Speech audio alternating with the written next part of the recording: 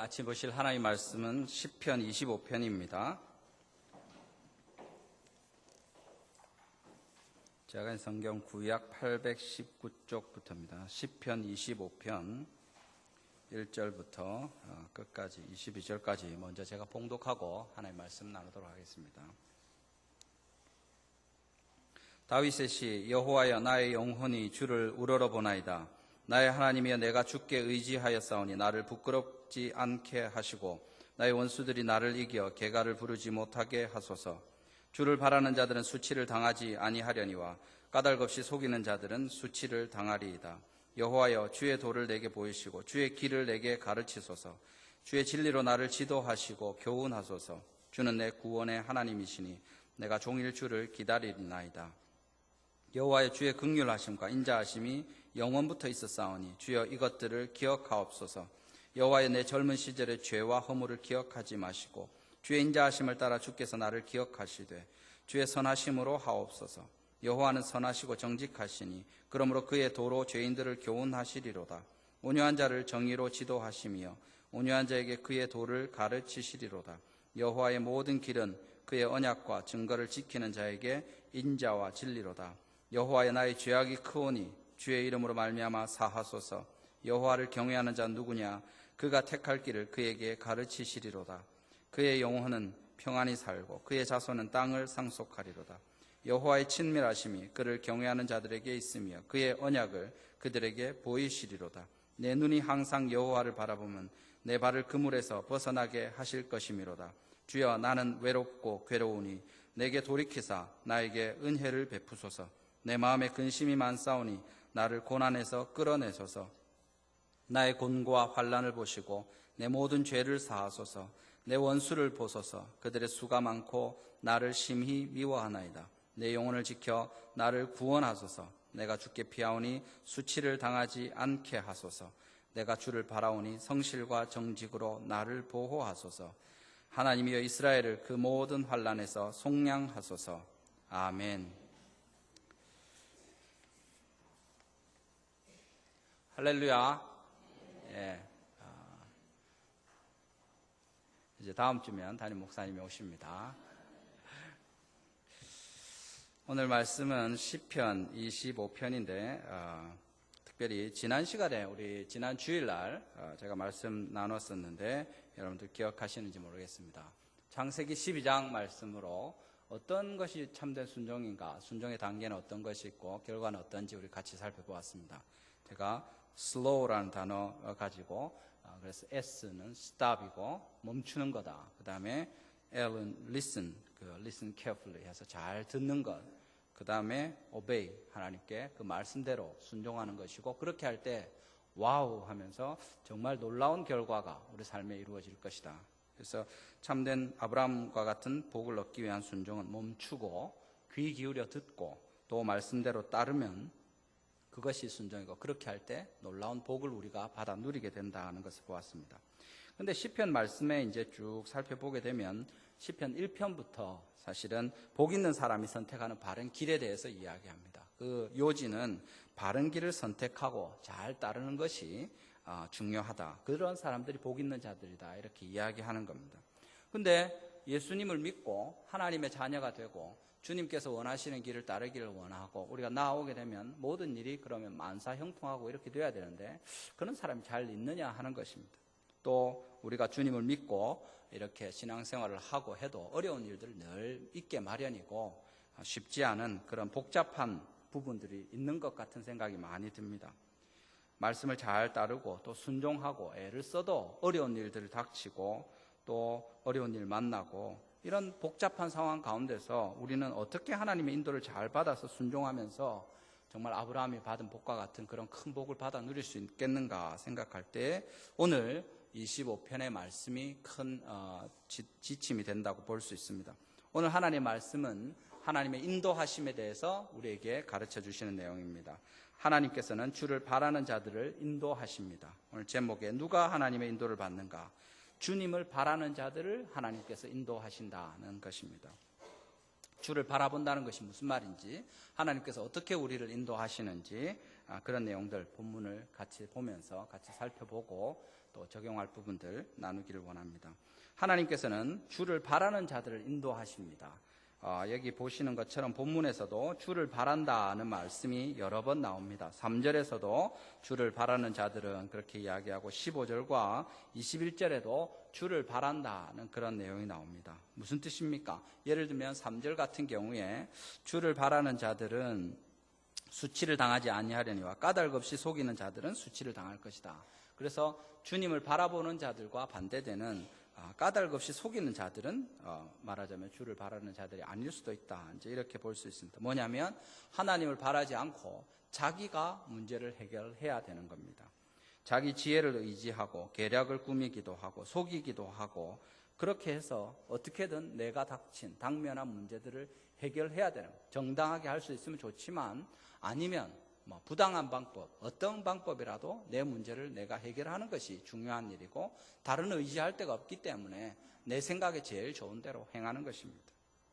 그런데 하나님을 바라고 주를 바라는 자들은 그렇게 할 필요를 느끼지 못하고 그래서 그렇게 하지 않는 것입니다. 왜냐하면 살아계신 주님이 다스리심을 믿고 반드시 그분이 옳게 이끌어 가실 걸 신뢰하기 때문입니다. 우리 사필 규정이라는 말이 있는데 모든 일이 반드시 결국에는 바로 돌아간다. 그것이 하나님께서 통치하시기 때문에 가능한 얘기입니다. 살아계신 주님이 정의로우시고 올바르신 분이시기 때문에 그분의 절대적인 통치에서 벗어날 자가 아무도 없기 때문에 반드시 모든 일들은 결국에 올바르게 돌아가게 된다는 것을 우리가 생각하는 것입니다. 이것이 주님을 바라는 것입니다. 신뢰하고 기다리고 의지하는 겁니다. 비슷한 표현들로 오늘 본문에서 하나님의 인도를 받는 저자 다윗을 비롯한 사람들을 묘사할 때 1절에서 여호와 나의 영혼이 주를 우러러 보나이다. 하나님을 우러러 본다. 이런 표현이 있고 2절에서도 주를 의지하여 싸우니 하나님을 의지한다. 신뢰한다. 그런 표현이 나오고 5절에도 내가 종일 주를 기다린다. 하나님을 기다린다는 표현도 나옵니다. 하나님의 공의로우심을 신뢰하고 억울한 일, 원통한 일들이 있을지라도 분한 일을 당해도 살아계시고 능력으로 다스리시고 우리 각 사람을 귀하게 여기시는 그 하나님을 기억하면서 믿기 때문에 시간을 정하지 않고 계속 기다리는 겁니다. 필요하면 하루 종일 기다릴 수도 있고 몇 달, 몇 년을 기다리기도 하고 심지어 죽을 때까지 기다리는 겁니다. 그렇게 우리 인생의 중요한 결정들을 우리가 그냥 판단해서 임의로 행하지 않고 결혼이든지 취업이든지 사업이나 또는 자녀 등에 대해서 하나님의 인도를 기다리는 겁니다. 내 때가 아니라 주님의 때를 기다리면서 또 어떤 경우에는 이 나라의 민족의 독립이나 또 민주화나 또는 우리 지금 기다리고 있는 것처럼 통일을 기다리고 또 정의로운 나라가 되기를 기대하면서 기다리는 겁니다. 심지어 우리가 교회로서 그리스도의 재림을 기대하면서 신앙의 여러 대를 기다리면서 지금 어떻게 됐습니까? 2000년을 주님의 다시 올 것을 기다리고 있는 중인 것입니다. 믿지 못하면 기다릴 수 없는데 믿고 신뢰하기 때문에 기다리는 겁니다. 나쁜 예가 나오죠. 우리 잘 아시는 사무엘상 15장에 블레셋과의 전쟁을 앞두고 사울 왕이 불순종하죠. 하나님의 말씀을 따르지 않고 사무엘이 오기로 되어 있었는데 기다리다가 올 때까지 기다리지 못하고 조급한 마음에 자기가 제사를 드리고 그런 일로 말미암아서 하나님 앞에 징계를 받고 그런 부분들이 있습니다. 뭐냐면 이 사무엘이 늦나 보다. 전쟁은 해야 되는데 군인들은 어수선한데 빨리 제사하고 전쟁에 나가서 이겨야지. 제사 안 하고 전쟁할 수는 없으니까 후딱 해치우자. 그렇게 하는 겁니다. 내가 해야 되겠다. 사무엘 못 믿겠다. 또 심지어 하나님도 못 믿겠다. 하나님의 사자라는 사무엘 이런 사람이 이래 꾸물거려가지고 무슨 일을 하겠나. 그러면서 자기가 하는 겁니다. 하나님 앞에 이렇게 할 때 분명히 잘못된 것이고 그것은 주님을 바라는 것이 아닙니다. 주님을 바라는 것은 이처럼 기다리는 것입니다. 여러분들이 아무리 마음이 급하고 빨리 결정을 내려야 될 것 같고 옆에서 재촉하고 하여도 중요한 문제들에 대해서 하나님의 시간에 하나님이 이룰 것을 기대하면서 기다리는 것입니다.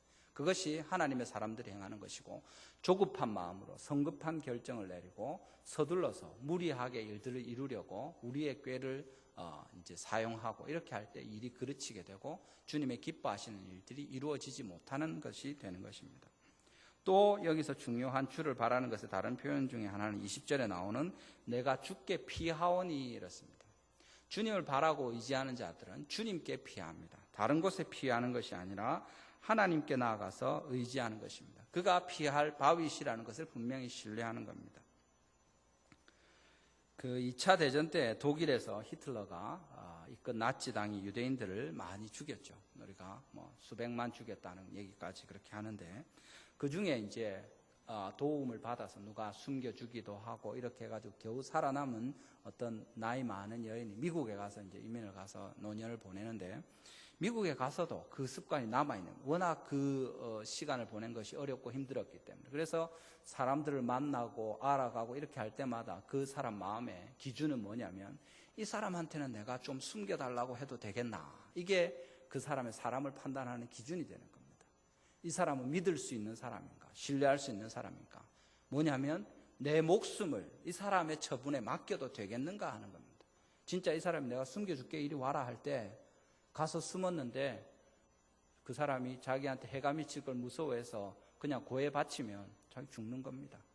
그게 이제 피할 만한, 내가 이 사람을 의지할 만한 사람인가, 내가 이 사람을 바라봐도 되겠는가 하는 그 사람의 아주 중요한 기준이 된 겁니다. 그래서 그 얘기를 들으니까 저는 그러면 여기 우리 아는 사람들 중에 내가 또 지금까지 살아온 사람 중에 몇 사람한테나 좀 숨겨주십시오 하고 피할 사람이 있겠는가 생각하게 되는 것입니다. 여러분들은 어떻습니까?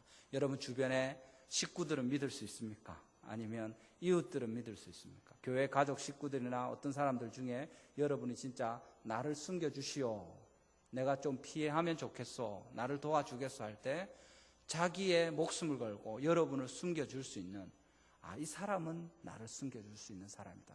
그럴 사람이 몇이나 있는지 한번 생각해 보시기 바랍니다. 하나님을 그런 사람으로, 그런 분으로 신뢰하는 걸 이야기합니다. 주님을 바란다 하는 건 내가 이 주님께 피하면 반드시 이분이 나를 지켜주시고 절대 나를 배신하지 않으시고 무슨 일이 있어도 나를 보호해 주신다는 그런 분명한 신뢰가 있는 것입니다. 이것이 말하자면 주를 바라는 것입니다. 하나님을 바란다, 주를 바라본다고 할 때 이런 부분들이 있다는 것입니다. 또 다른 표현으로 나오는 것이 9절부터 나오는 온유한 자가 이제 두 번 나오게 되고 10절에는 그의 언약과 증거를 지키는 자, 12절과 14절에 여호와를 경외하는 자, 이런 사람들이 나오게 됩니다. 그런데 사실은 이 표현들은 서로 분리되지 않고 연결되는 것으로 볼 수 있습니다. 여호와를 경외하기 때문에 그의 언약과 증거를 지키게 되고 또 그렇게 언약과 증거를 지키는 그 사람이 하나님 앞에서 또 사람들 사이에 온유하고 온전한 사람으로 인정을 받는 것은 당연한 일일 것입니다. 하나님 여호와를 경외한다고 하면서 주의 증거를, 하나님의 말씀을 지키지 않거나 또는 아주 패악하고 악랄한 사람이 되거나 교활한 사람이 되거나 그렇지 않다는 것입니다. 정말 여호와를 두려워하고 살아계신 주님 앞에서 매일매일 행하는 그들에게 주님께서 언약과 증거를 지키는 사람들이라는 것을 보실 수 있는 것이고 또한 그들이 하나님 앞에서 또 사람들 사이에서 온전한 사람이라는, 온유한 자라는 인정을 받게 되는 것입니다.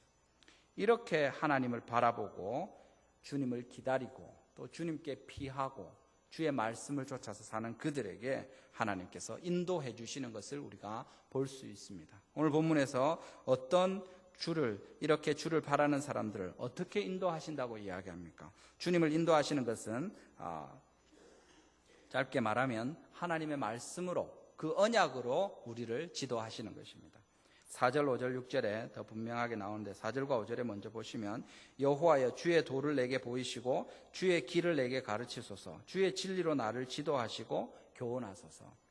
주의 도로, 주의 길로, 주의 진리로 우리를 가르치고 지도해달라고 기도하는 것입니다.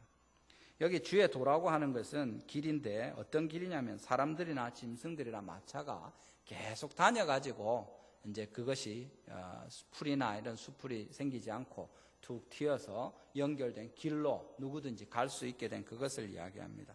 그냥 어쩌다가 한두 번 왔다 갔다 하는 것이 아니라 아무도 다니지 않은 길이 아니라 앞서간 많은 사람들이 그 길을 갔고 또 우리 뒤에도 많은 사람들이 그 길을 따르게 될 넓지는 않을지 모르지만 분명히 우리 앞에 놓여져 있는 한결같은 하나님을 향하여 나 있는 진실하고 의로운 그 길로 우리를 인도해 달라는 말씀입니다.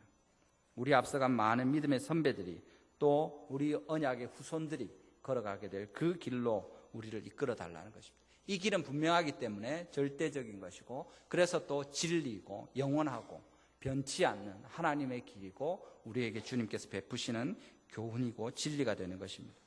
그런데 이런 하나님의 언약과 진리의 말씀을 누구에게 주십니까? 물론 앞에 우리 살펴본 주님을 기다리고 바라는 자들에게 주십니다마는, 그것은 14절에 다시 표현하는데, 여호와의 친밀하심이 그를 경외하는 자들에게 있으며 그의 언약을 그들에게 보이시리로다.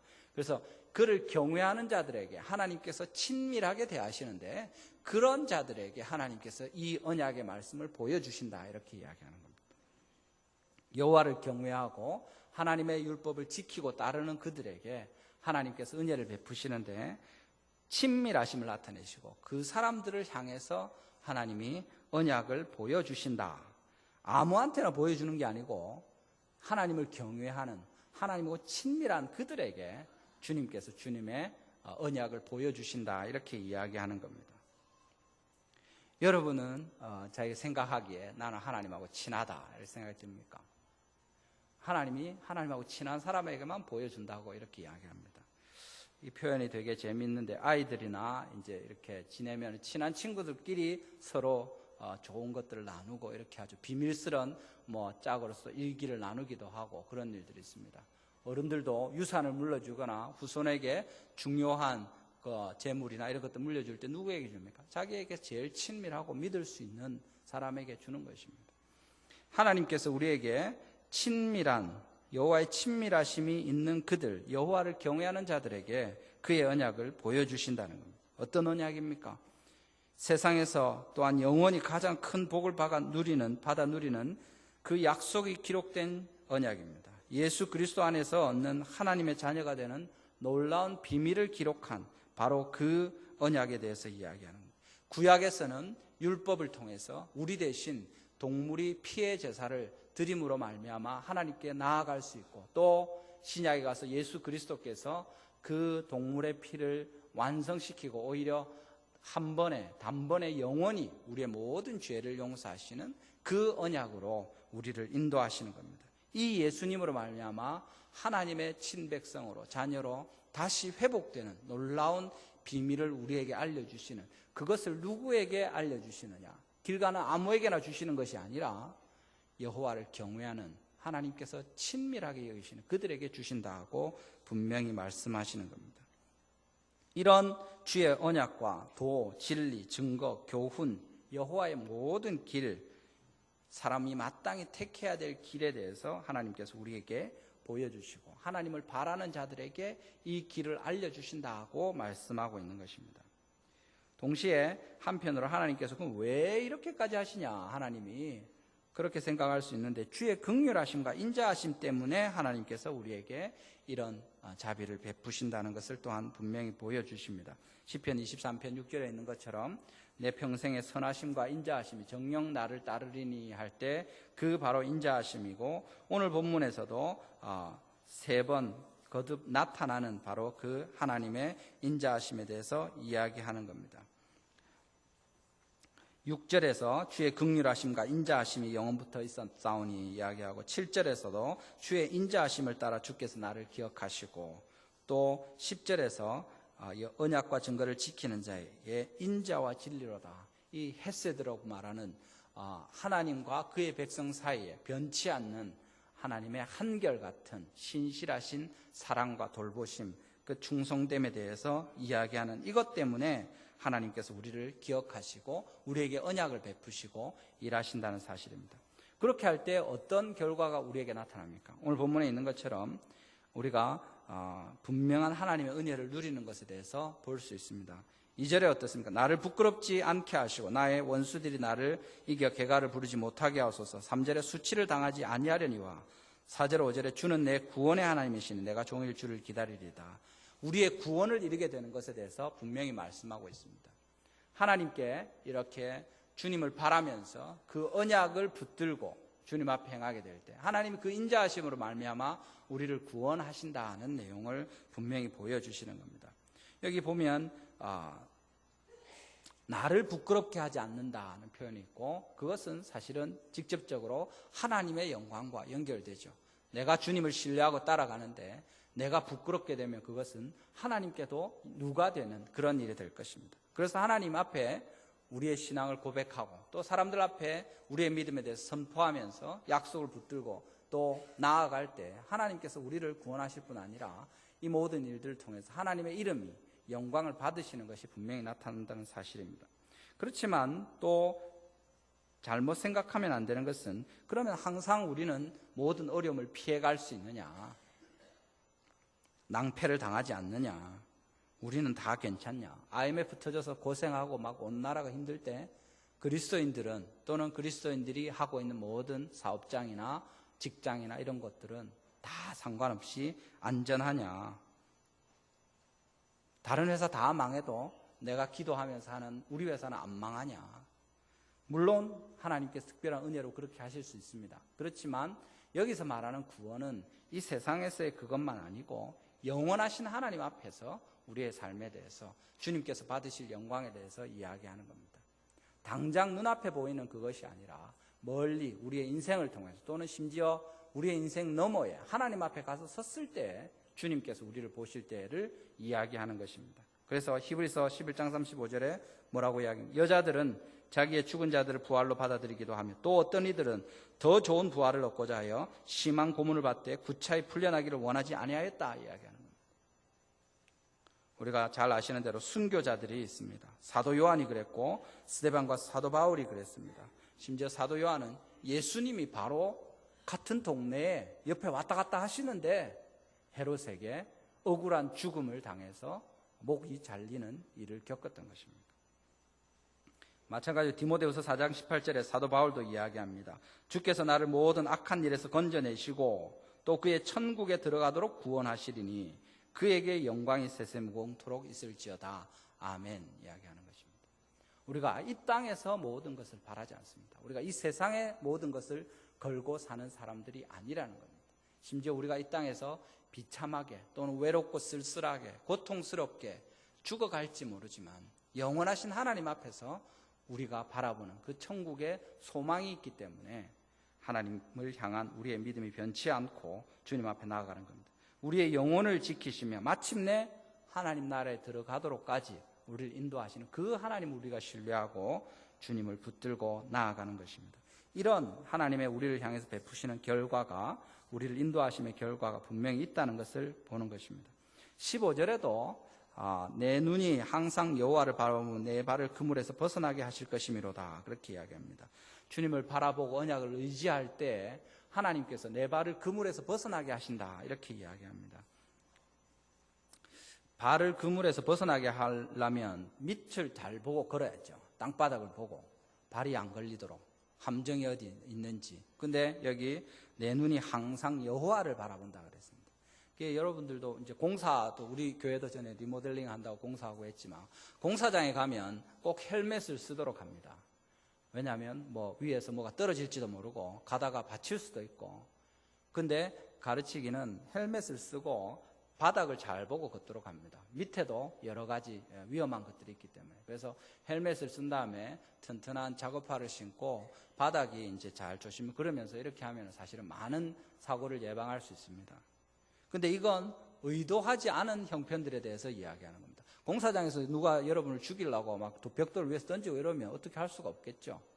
그런 게 아니고 다 서로 안전하게 하려고 하는데 혹시 일어날지 모르는 상황에 준비하기 위해서는 그 정도만 해도 됩니다. 그렇지만 사실은 우리가 지금 여기 시편 기자도 이야기하고 있는 건 원수들이 너무 많고 나를 진짜 미워하고 죽이려고 사방에서 눈을 부릅뜨고 있는 이런 상황 속에서 그냥 헬멧 쓰고 땅만 보고 걸어간다고 우리가 안전하지 않다는 겁니다. 그래서 이야기하는 겁니다. 전신갑주를 입고 성령의 검, 곧 하나님의 말씀을 가지고 살아야 되는데 이것은 우리가 땅 보고 간다고 하늘 보고 간다고 해결되는 것이 아니라 하나님을 바라보고 주님을 바라보고 가야 주님께서 우리를 걸리지 않게 하시고 넘어지지 않게 하시고 안전하게 우리의 인생 가운데 여정을 지날 수 있다는 것입니다. 마지막에 16절, 17절에도 하나님의 말씀으로 우리를 인도하시는, 여호와를 바라는 자들 인도하시는 결과들이 나오는데 어떻게 합니까? 외롭고 괴로우니 내게 돌이키사 나에게 은혜를 베푸소서. 내 마음에 근심이 많사오니 나를 고난에서 이끌어내소서. 나의 곤고와 환난을 보시고 내 모든 죄를 사하소서. 그렇게 이야기합니다. 여기 말하는 외로움이나 괴로움, 또 마음의 근심과 고난에서 끌어내시는 구원은 그냥 우리가 일상적으로 겪는 조그만 그런 일들이 아닙니다. 지금 간절히 다윗이 이 시편에서 기도하는 것은 정말 하나님께서 살려주시지 않으면 내가 죽을 수밖에 없는 그런 형편에 처한 그의 간절한 목숨의 그 생사의 갈림길에서 구하는 기도가 되는 것입니다. 보통 여기 이 본문을 가지고 이제 자식 압살롬이 따르는 자기를 죽이려고 할 때 그렇게 목숨을 건졌던 그런 것들을 같이 회상하면서 이렇게 쓴 것이 아닌가 이야기하는데, 생각해 보십시오. 여러분의 자식이 여러분을 죽이려고 쫓아오면서 여러분이 가진 것을 빼앗기 위해서 달려들 때 그 아비가 갖는 마음에 힘든 것이 어떻겠습니까? 그걸 누구한테 이야기하겠습니까? 그런 의지할 곳 없는 외로움, 그리고 다퉈야 되는 그런 형편, 죽일 수는 없고 내가 죽을 수밖에 없는 그런 상황 가운데서 목숨을 구하면서 하나님께 살려달라고 나아가는 것입니다. 그 가운데 주님께서 우리를 지켜주실 것에 대해서 이 다윗은 분명히 확신하면서 하나님께 기도하고 나아가는 것입니다. 자, 이제 하나님을 의지하고 주님을 바라보면서 기다리면서 피하면서 주님께 나아갈 때, 특별히 언약된 말씀으로 붙들고 나아갈 때 우리가 하나님께서 이렇게 보호하시고 결국에 구원하시는, 궁극적으로 우리를 하나님 나라로 이끌어 가시는 것을 보는데, 여기 이제 오늘 본문에 우리 보신 것처럼 문제가 있습니다. 시편 1편에서도 보는 명백한 것이고, 다 좋은 길, 복 있는 사람이 걷는 길을 가면 될 것 같은데 문제가 생기는 겁니다. 왜냐하면 우리의 죄 때문에 그렇다는 것입니다. 언약에 근거해서 하나님 붙들고 나아가면, 하나님만 바라보고 기다리면 다 형통하면 좋은데 그렇지 않은 것이 우리의 삶이라는 거예요. 왜냐하면 거기에 죄가 있어서 그렇다는 것입니다.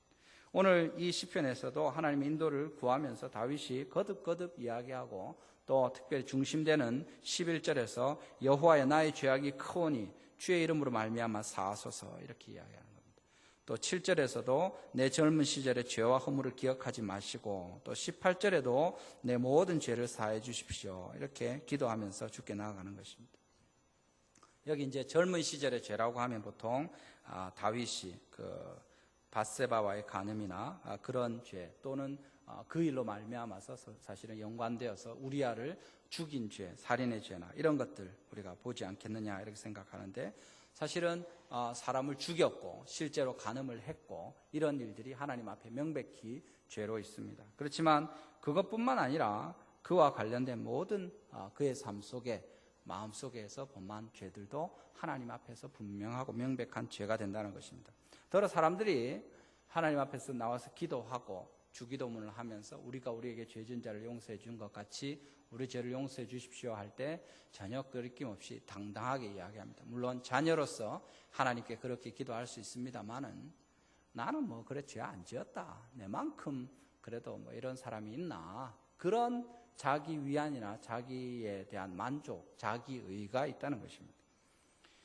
근데 하나님께서 분명히 말씀하시지만 우리 마음의 죄가 동일한 죄가 된다고 이야기하는 거예요. 여인을 보고 음욕을 붓는 자마다 간음한 자라고 이야기하고, 형제를 향하여 욕하는 자마다 그가 살인한 죄가 있다고 또 그렇게 말씀하시는 겁니다. 우리가 마음을 지키는 것이 너무 중요하고, 거기서 타협하기 시작하면 사실은 결국에 범죄하는 행위가 나오게 되는 것입니다. 아담이 범죄할 때도 처음에 그에게 사단이 와서 그냥 저거 선악을 알게 하는 나무 따먹어라 그렇게 하는 것이 아니라, 이 동산 나무 실과를 다 먹지 말라 하더냐, 하나님께 그렇게 말씀하시더냐 하면서 우리 마음에 저거 사실은 먹게 되면 네가 하나님처럼 될 거다 하고 하나님을 신뢰하지 못하는 생각과 마음을 우리 속에 심어 놓는 것입니다. 그 다음에는 그거 먹는 것은 이제 시간 문제인 겁니다. 우리가 여기 이제 밧세바와 또 우리아를 죽인 살인과 간음의 죄를 이야기하는데, 더러 사람들이 간음하고 음란한 이런 것들이 실제적인 행위나 진짜 그런 부정한 관계를 갖거나 이런 일들이 있을 때 그렇지, 거기에 이르기 전까지는 아무 상관없다, 이제 이렇게 생각하는 사람들이 있습니다. 지금도 뉴스에 전에 지금 국회의원입니까? 그 사람이 골프장에서 캐디와 관련해서 그런 성추행을 했다 이렇게 하는데, 그게 무슨 성추행이냐? 그 정도는 자기 딸도 이런 이야기 하면서 그렇게 이야기하는데, 뭐냐면 그 마음에서 범죄하게 되면 결국에 행동으로 나타나는 것은 시간 문제라는 것입니다. 옛날과 달리 지금 인터넷이나 이런 것들이 너무 흔하고, 또 심지어 스마트폰 같은 경우에도 음란한 영상들이나 많은 것들, 이렇게 해롭게 되는 것들이 있는데, 이게 무슨 문제냐? 그냥 내가 혼자 조용히 보는데 누구한테 해를 끼치는 것도 아니고, 또 내만 하는 것도 아니고 다른 사람 다 하는데 무슨 그게 큰 죄가 되겠는가 생각할지 모르지만, 하나님 앞에서 분명히 우리 마음에 사실은 사단이 그런 악한 생각들을 들여놓고 이건 정도는 괜찮다 하기 시작하면, 그때부터 이제 우리는 그 죄의 종이 되는 겁니다. 다 핑계합니다. 여기도 다윗이 어려서 지은 죄, 옛날에 지은 죄, 그것까지 굳이 회개할 필요가 있느냐 이렇게 생각할 수 있는데, 옛날에 젊을 때 그 정도 안 잘못한 사람이 어딨노 이렇게 생각하고 다들 그렇게 하는데, 아이고 그게 뭐가 죄고, 누구 봐라 훨씬 더 심하도 잘만 살더라, 그렇게 하면서 점점 우리의 마음에 죄가 들어올 수 있도록, 또 자리를 잡도록 틈을 주는 것입니다. 사실은 이것이 우리가 하나님 앞에서 많은 관계들 가운데, 특별히 주님 앞에 경건한 삶을 사는데 죄가 걸림이 된다는 건 생각은 하지만, 내가 특별히 죄를 지었나 이렇게 생각할 때 문제가 분명히 될 수 있는 부분입니다. 우리 잘 아시는 발람의 교훈이라는 것이 있습니다. 계시록 2장 14절에 이야기하면서 발람의 교훈을 지키는 자들이 너에게 있다 하면서, 하나님이 그것 때문에 구중하시고 야단치시는 내용이 나오는데, 민수기 22장부터 나오는 모압 발락이 발람을 청해서 이스라엘을 저주하도록 하는 겁니다. 왜 이 이야기를 하냐면, 이 본문이 정확하게 그 이야기와 연결되기 때문입니다. 사실은 하나님의 백성 이스라엘을 누가 이길 수 있겠습니까? 여러분들이 주님의 백성으로 이 세상에 나가 살 때, 하나님의 신실한 사람으로 행할 때, 주님을 의지하고 매일매일 거룩한 삶을 살아갈 때 아무도 여러분들을 해롭게 할 수 없고 주님께서 복을 베푸실 수밖에 없는 사람들이라는 겁니다. 이스라엘을 전쟁하려고 하면서 이 발락이 불러서 저 좀 저주를 해라, 그래야 우리가 전쟁에서 좀 이기지 않겠냐 할 때, 저주하려고 돈 받고 갔는데 딱 이야기를 하니까 축복하는 말만 나오는 겁니다. 3번을 그렇게 했습니다. 근데 발람이 돈은 받았고, 이거 참 난감하게 돼가지고 어떻게 합니까? 가면서 꾀를 주는 겁니다. 발락에게. 이 백성은 내가 어떻게 할 수가 없다. 봐라, 입만 열면 축복이 나오는데, 근데 저주할 수 있는 방법, 전쟁에서 이길 수 있는 한 가지 방법이 있는데, 이들로 말미암아 범죄하게 하는 것이다. 그들이 스스로 범죄하면 하나님이 치실 것이다. 네가 애쓰지 않아도 된다 하면서, 그래서 우상의 제물에 절하게 하고 음란한 여인들을 그들 진중에 다니게 해서 그들로 범죄하게 할 때 역시 하나님께서 그들의 죄악을 보고 그들을 벌하시고 징계하시는 내용을 보는 것입니다. 우리가 하나님의 백성으로 살 때 정결하고 거룩하게 주님 앞에 행하게 되면 하나님께서 우리에게 복을 주실 수밖에 없고, 언약의 백성인 우리에게 하나님께서 놀라운 자비를 베푸시고 우리 평생에 그의 선하심과 인자하심, 정녕 우리를 날마다 따라다니는 은혜가 있을 수밖에 없는데, 문제가 뭐냐면 우리 속에 죄를 받아들이는 겁니다.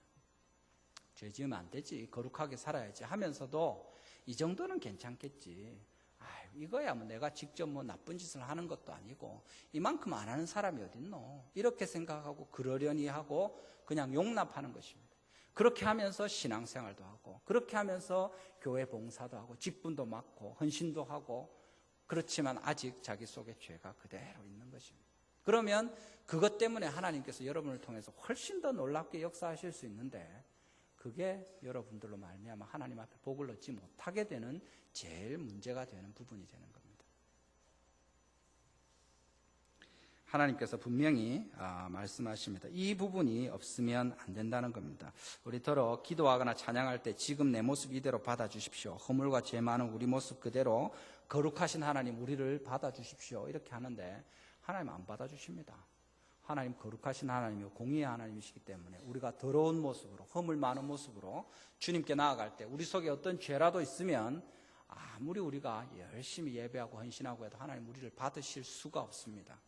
그래서 하나님 어떻게 하십니까? 구약에서는 피의 제사로 우리가 하나님 앞에 나아가도록 직접 짐승을 죽이고 눈앞에서 그들에게 죄를 전가하고 그들이 죽는 것을 보면서 죄의 삭시 바로 이 사망이고 멸망할 수밖에 없다는 그것을 심각하게 깨달으면서 뉘우칠 때 하나님께서 그들을 받아주시고, 신약에서는 심지어 예수님이 십자가에서 그런 참혹한 죽음으로 돌아가시는 것을 인정하고 그렇게 죄와 죄의 결과가 참혹하고 심각하다는 것에 대해서, 그 비참함에 대해서 깨달으면서 주님 앞에 내가 이제 더 이상 죄의 불의의 병기로 드리지 않고 죄에 대해서 죽었고 의에 대해서 살아서 예수님처럼 살겠습니다 하고 결단하고 주님께 나오는 백성들에게 하나님이 반겨 맞으시고 주의 복을 베풀어 주시고 우리가 다 함께 주의 나라에 들어가게 되는 것입니다. 에베소서 4장 24절에도 하나님을 따라 의와 진리의 거룩함으로 지으심을 받은 새 사람을 입어야 된다고 이야기하는 겁니다. 예복을 입지 않고 마치 잔치에 들어온 사람처럼 청함을 받았지만 그 자리에 나올 때 예복을 입지 않은 사람들 하나님께서 쫓아내시는 겁니다. 어두운 데서 슬피 울며 이를 갈게 될 것이라 이야기하는 겁니다. 시편 1편에서 바른 길을 택하는 것에서 끝나지 않는 것이 바로 이겁니다. 우리 삶 속에서 정말 바른 길 택하고 정말 그것에 대해서 심각하게 우리가 여기고 주님 앞에서 늘 죄와 상관없이 어떠한 죄라도 생각도 하지 않고 우리 마음에 품지 않도록 행하면서 살면 좋은데, 그렇지 않게 될 때 주님께서 우리에게 오늘 본문을 보여주시는 겁니다. 어떻게 이야기합니까? 죄의 용서를 구하는 겁니다. 오직 예수 그리스도를 말미암는 온전한 죄의 용서를 구하면서 하나님의 도우심을 바라도록 우리에게 이야기하는 겁니다. 다시 한번 우리가 죄를 지을 때마다 엎드리고 그 살아계신 주님께서 인자하심을 따라서 우리에게 용서를 베풀어 주시기를, 그렇게 우리가 주님 앞에서 하나님의 은혜 가운데 성실과 또 정직으로 우리가 나아갈 수 있도록 우리를 보호해 주십시오. 올바른 길 택하고 쫙 걸어가면 복받고 좋은데 우리가 실제로 그렇게 하지 못하는 거예요. 그렇게 할 때마다 적어도 우리의 진심은, 우리의 한결같은 하나님을 향한 마음은 일정하고 변치 않습니다. 하나님 우리를 도와주십시오. 주님 나를 지켜주십시오. 내 죄를 허물을 용서해 주십시오 하고 그때마다 뉘우치고 하나님께 나아갈 때 주님께서 우리에게 다시 한번 인도하시는 자비를 베푸시는 겁니다. 오늘 본문에서도 나타나는 것처럼 우리의 죄에 대해서 하나님 기억하지 말아 주십시오 하지만 8절에 보시는 것처럼 감사한 것은 그의 도로 죄인들을 교훈하시리로다 이야기하는 겁니다. 우리가 비록 죄인이지만 허물이 있지만 하나님이 다시 가르쳐 주시고 말씀해 주시는 겁니다. 우리 죄를 기억하지 마시고 인자하심으로 주의 선하심으로 우리를 다시 한번 불쌍히 여겨주시고 용서해 주십시오. 우리는 정말 주님 앞에 성실과 정직으로 살기를 소원합니다 하고 우리의 진심으로 나아가게 될 때 그 모든 조그만 허물이라도 깨닫는 대로 뉘우치고 돌이키면서 다시는 내가 그렇게 살지 않으리라 결단할 때 주님께서 우리에게 은혜를 베푸시고 이끌어 가신다는 겁니다. 이 마지막에 시편의 22절에 이 시편이 그 알파벳 순으로 이렇게 되어 있는데 끝에 빠뜨림 벗어나는 게 이제 마무리하는 이스라엘을 위한 기도입니다. 하나님이여 이스라엘을 그 모든 환난에서 속량하소서. 약간 뜬금없는 것 같은데 자기의 이런 기도를 쭉 하다가 다윗이 왕이라는 걸 생각하게 되면 자기와 그 나라와의 관계가 전혀 무관한 것이 아니죠. 직접 긴밀한 관계가 있는 것입니다. 여러분 각 사람이 바로 또한 개인의 기도를 하면서 하나님의 인도를 구할 때마다 옆에 있는 사람들 또 가정과 교회와 또 나라를 위해서 기도하는 것이 당연하고 필요하다는 사실입니다. 이스라엘 왕이 범죄하고 악하게 될 때 그 나라가 망하게 되는 것입니다.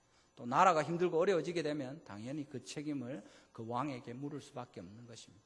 여러분들이 우리 교회 가운데서 또 내 삶이 우리의 신앙이 온전하게 잘 자라도록 그렇게 되기를 소원하신다면 반드시 본인과 가정을 위해서 이렇게 간절히 죄와 상관없는 거룩한 말씀으로 인도를 받는 주님을 기다리는 삶을 구할 뿐만 아니라 우리의 형제 자매들과 우리의 자녀들을 위해서 또 우리 교회를 위해서 기도해야 될 것입니다. 여러분들이 교단을 위해서도 기도해야 됩니다. 우리 지금 뉴스를 보시고 하시는지 모르겠는데 고신대 신대원이 지금 천안에 있다가 부산으로 옮기는 문제를 가지고 이번 총회에서도 다루게 되고 여러 일들이 있습니다. 그것이 정말 잘하는 길인지, 돈 때문에 정말 그런 것인지, 아니면 진짜 어떤 타당한 이유가 있는 것인지 심각하게 생각하고 멀리 내다보면서 우리가 진지하게 이런 문제들을 가지고 기도해야 되는 것입니다. 내만 잘 지내고 우리 교회만 되면 아무 문제 없지 아니라 교단이 그렇게 될 수 있고, 또 이 나라를 위한 여러분의 기도가 끊임없이 주께 드려져야 됩니다. 정말 여러분들이 요즘에 뉴스를 보시고 이렇게 하지만 우리나라가 어디로 가는지 아무도 모릅니다. 정말 힘든 시간이 올 수 있고, 그렇게 하게 될 때 지도자들부터 모든 정치가들부터 신뢰할 수 없는 길을 걷고 사법부의 판단이나 여러 일들이 잘못되는 것 같은 것이 아는 사람들에게 명백하게 드러날 때 우리가 자녀들에게 어떻게 가르칠 수 있겠습니까? 정직하게 행해라, 하나님을 경외하고 올바른 길을 걸어라, 가르치기 힘들 겁니다. 요령 있게 세상에서 하자는 대로 눈치 보고 줄 잘 서서 그렇게 가라고 가르쳐야 우리 아이들이 살아남지 않겠나, 이런 생각을 하게 될 수 있습니다. 그렇게 되지 않도록 주의 도로 우리 자녀들을 교훈할 수 있도록 이 나라를 위해서 우리가 기도해야 됩니다. 간절하게 기도하고 하나님의 정의가 서고 주님께서 공의로 판단하시는 그런 일들 우리 가운데 있도록, 정직하게 행하는 자들이 복을 받고 악한 자들이 벌을 받는 일들이 우리 가운데 있도록 그렇게 기도해야 될 것입니다. 결론을 맺겠습니다. 야고보서 1장 5절 6절에 너희 중에 누구든지 지혜가 부족하거든 모든 사람에게 구히 주시고 꾸짖지 아니하시는 하나님께 구하라. 그리하면 주시리라. 오직 믿음으로 구하고 의심하지 말라. 그렇게 말씀합니다. 여러분들 가운데 여러분 생에 결정해야 될 문제가 있고 인도를 받아야 될 문제가 있습니까? 분명히 우리가 올바른 길을 택하는 것이 정말 좋습니다. 그렇지만 그 가운데서도 우리가 갈 수 없고 힘든 것이 무엇인가 하면 우리 속에 있는 연약함과 죄 때문입니다. 그래서 그 문제를 하나님 앞에 진실하게 내려놓고 돌이키면서 주의 도우심을 구하고 간절히 하나님께 나아갈 때, 또 때를 기다리면서 주님만 바라볼 때 하나님께서 반드시 주의 기뻐하시는 길로, 우리를 구원하시는 길로 인도하실 것을 믿습니다. 우리 평생에 정말 기도 가운데 하나님을 바라고 말씀을 붙들고 주님만 기다리면서 그렇게 주님 기뻐하시는 거룩한 길로 행하시는 정결한 주의 백성으로 하나님의 약속하신 인도 가운데 복을 마음껏 받아 누리시는 우리 성도들 다 되시기를 주님의 이름으로 축원합니다. 우리 잠시 기도하시겠습니다. 자신을 돌아보시면서 말씀 나눈 대로 정말 우리가 오늘 내가 여호와여 나의 죄악이 크오니 주의 이름으로 말미암아 사하소서. 내 젊은 시절의 죄와 허물을 기억하지 마시고 주의 인자하심을 따라 주께서 나를 기억하시고 주의 선하심으로 하옵소서. 이렇게 기도할 제목이 있는지 자신을 돌아보시기 바랍니다. 이 정도는 괜찮아 하면서 이야기한 그런 죄는 하나님 앞에 없습니다. 우리가 분명히 주님 앞에서 뉘우치고 돌이키면서 다시 한번 결단하고 주의 말씀 가운데로 주를 경외하는 자로 살기를 소원합니다 하고 간절히 이 시간 잠시 기도하겠습니다. 기도합니다. 사랑의 주 하나님 감사합니다. 이날 주의 말씀을 허락하여 주시되 하나님의 인도를 받기 위하여 우리가 주를 간절히 바라보고 의지하며 기다리며 하나님께 피해야 할 텐데, 아버지 하나님 언약의 말씀을 주시고 우리를 친밀하게 여기셔서 주의 백성 삼으신 것을 감사합니다. 그렇지만 아버지 하나님 우리 가운데 연약한 것을 아시오니 모든 허물과 죄악을, 아버지 우리의 어려서부터 잘못된 것들을, 또 아버지 하나님 이 시간 우리가 아직도 아무렇지도 않게 주 앞에서 잘못하고 있는 것들을 바로잡아 주시고 핑계하지 않도록 주님 도와주시고 십자가 앞에 이 모든 것들을 내려놓게 해주시고 살아계신 하나님 앞에 엎드리기를 소원합니다. 주님 우리를 도와주셔서 온전케 하시는 하나님의 영광을 보게 해주시고 완전하신 주님 앞에 저희들이 완전함으로 나아가기를 원하고 거룩하신 주님 앞에 거룩함으로 서기를 원하오니 하나님 은혜를 베풀어 주시옵소서. 이날의 주의 모든 자비하심을 따라 인도하여 주시되 주의 영광 가운데 우리를 이끌어 주시고 언약하신 대로 우리를 주의 인자하심으로 대하실 때 하나님의 길로 저희를 이끌어 주시옵소서. 함께 하시는 주님을 찬양합니다.